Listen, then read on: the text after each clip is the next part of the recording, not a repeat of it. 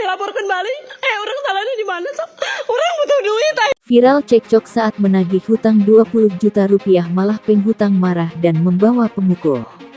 Hutang memanglah kewajiban yang harus dibayar oleh penghutang dan melunasinya. Tak jarang masalah hutang piutang banyak terjadi keributan dan perselisihan. Hal tersebut dialami oleh perempuan ini saat menagih hutang di daerah Bandung, Jawa Barat.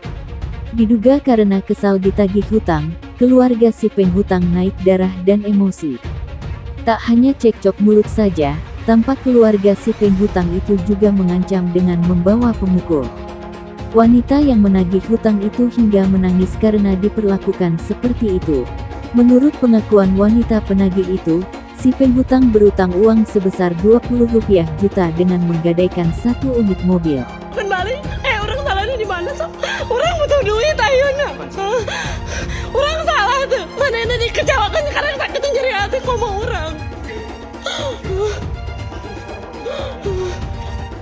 Setelah itu mobil yang digadaikan diambil lagi oleh si penghutang, namun uangnya tidak dikembalikan.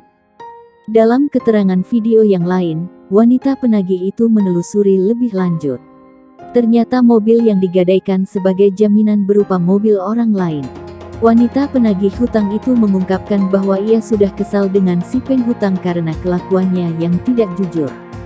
Banyak netizen yang mengecam si penghutang dan keluarganya karena dinilai tak bertanggung jawab.